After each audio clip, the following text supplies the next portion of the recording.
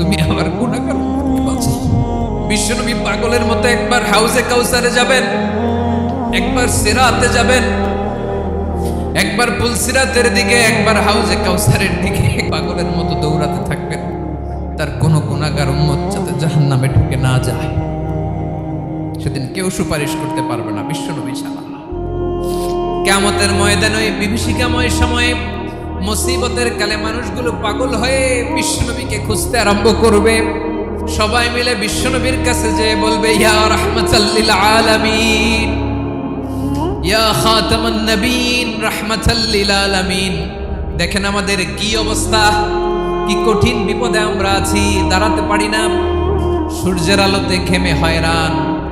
আজকে কেউ সুপারিশ করতে পারবে না।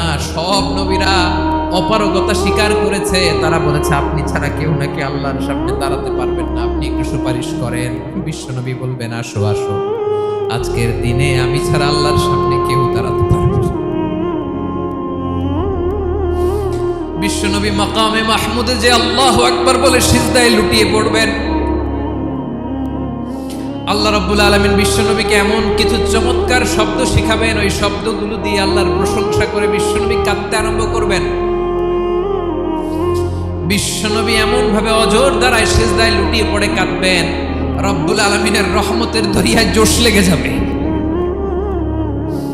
রব্বুল আলামিন এই দৃশ্য থেকে সহ্য করতে পারবেন না। রব্বুল আলামিন বলবেন, ইয়া মুহাম্মদ ইরফা রাসাক, ও নবী আপনি মাথা তোলেন, মাথা তোলেন, আপনার কান্না আমি সহ্য করতে পারি না। নবী আপনি মাথা তোলেন, সাল তুতা, আজকে আপনি যা চাবেন তাই দেব। নবী আপনি সিজদা থেকে মাথা তুলেন, সাল তুতা, যা চাবেন তাই দেব। ওয়াশফা তুশাফা, যার জন্য সুপারিশ করবেন তার সুপারিশ কবুল করে নেব। বিশ্বনবী এবার মাথা তুলবেন। যে বিভীষিকাময় সময়ে প্রত্যেক নবী বলেছেন আমি পারবো না, প্রত্যেক নবী বলেছেন নাফসি নাফসি, আমার কি হবে আমি জানি না, আল্লাহ আমারে বাঁচাও।